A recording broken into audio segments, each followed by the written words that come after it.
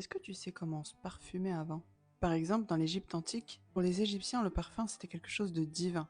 Ils portaient sur la tête des cônes de graisse parfumée, et une fois qu'ils s'exposaient au soleil, ça fondait lentement. Et en fait, chaque odeur avait une fonction. Purifier l'âme, parler aux dieux, protéger les morts. Le parfum faisait même partie du rituel d'embaumement. Les Égyptiens pensaient que les dieux respiraient les odeurs. Dans l'Inde antique, le parfum s'appelait attar. C'était un extrait 100% naturel. Il était sans alcool et très souvent il était distillé dans l'huile de bois de santal.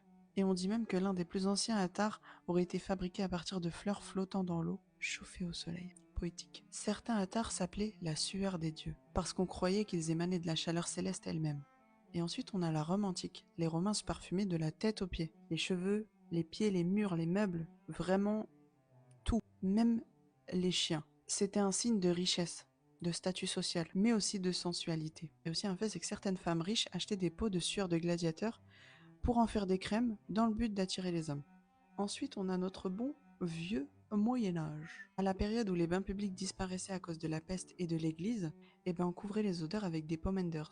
C'était des boules remplies de clous de girofle, de musc, d'ambre. Souvent, on les accrochait autour du cou et ça dégageait une odeur. Ensuite, on a Versailles. À cette époque, il n'y avait pas de toilettes dignes de ce nom. Les nobles faisaient leurs besoins dans les coins du château.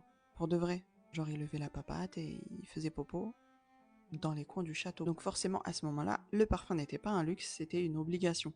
Une obligation sociale. Donc on parfumait tout, les rideaux, les perruques, les animaux, sauf le corps. Le corps, on se lavait pas.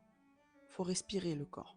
D'où le succès de l'eau de Cologne. Et puis on est là aujourd'hui avec tous les parfums de synthèse. On s'est un peu éloigné du vrai avec tout ça, mais il y a un vrai retour aux sources qui est très remarquable, avec les huiles essentielles, les parfums solides. En fait, à l'époque, t'avais le droit de puer, mais fallait puer avec élégance. Même pour ceux qui voulaient sentir la rose alors qu'ils vivaient dans la boue. Et médicinal. Médicinal. Médicinal. Depuis tout à l'heure, je me rapproche